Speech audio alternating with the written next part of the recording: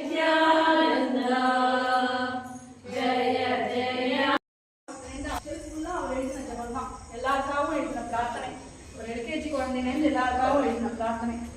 அதுக்கான இந்த மூலமந்திர ஜபம் வந்து நாங்கள் பிப்ரவரி மாதம் லேடிஸ்லாம் ஒரு 30 பேர்கிட்ட சேர்ந்து ஆரம்பித்தோம். ஸ்ரீராம குங்கும ஜெய மண்டலி அப்படிங்கிற குரூப்பில், வாட்ஸ்அப் குரூப்பில். அது மூலமாக வந்து நாங்கள் பிப்ரவரி ஆரம்பிச்சு இப்போ வந்து 10 லட்சம் கிட்ட நாங்கள் ரீச் பண்ணுறோம். ஸோ இந்த டிசம்பர் வரைக்கும் நாங்கள் ஸ்டாண்ட் பண்ணதாக இருந்தோம். குருநாதருடைய ஆசீர்வாதத்தால், அவங்களுடைய கட்டளையினால நாங்கள் இதை ஆரம்பித்து எல்லாமே இந்த 10 லட்சத்துக்கு ரீச் ஆகிருக்கு. அந்த எல்லா இதையும் வந்து குருநாதர்கிட்ட இன்னைக்கு சமர்ப்பணம் பண்ணுறோம். பாசிட்டிவான வேர்ட்ஸ்க்கு வந்து பலம் அதிகம். பாசிட்டிவான எண்ணம், பாசிட்டிவான வேர்ட்ஸுக்கு. ஸோ குருநாதர் எழுதின நாமாவளி எல்லாமே பார்த்தீங்கன்னா எல்லாமே வந்து நமக்கான நாமாவளி தான். அவரை போற்றி புகழத்துக்காக நாமாவளி இருக்கு.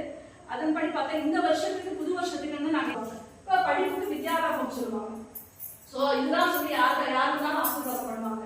அதனால வந்து இந்த எந்த ஒரு மந்திரமே சொல்லி பார்த்தீங்கன்னா 45 நாள் ஒரு மண்டலம் சொன்னா அந்த மந்திரம் அப்படிங்கிறதுக்காக நம்ம வந்து ஃபர்ஸ்ட் என்ன பண்றோம்னா, முதல் 2 மாசம் ஜனவரி பிப்ரவரி இந்த 2 மாசம் ஓம் ஸ்ரீ தாசானந்த நலனை போற்றி போற்றி அன்னன்னைக்கு நம்மளால முடிஞ்ச அளவுக்கு ஒரு தடவையோ 2 தடவையோ 3 தடவையோ 11 முறை 108 முறை யார் யாருக்கு எவ்வளவு முறை புரியுதோ அந்த ஓம் ஸ்ரீ தாசானந்த நலனை போற்றி போற்றி இந்த 2 மாசம் தொடர்ந்து நம்ம சேன் பண்ணிட்டு அதுக்கப்புறம் அதோட பலன்கள் என்னங்கிறது நம்ம தான் அனுபவிக்கணுமே தவிர அவங்க அனுபவிச்சா அதோட இது தெரியும்.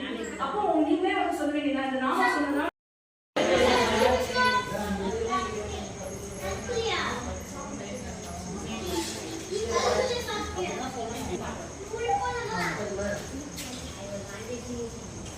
Jangan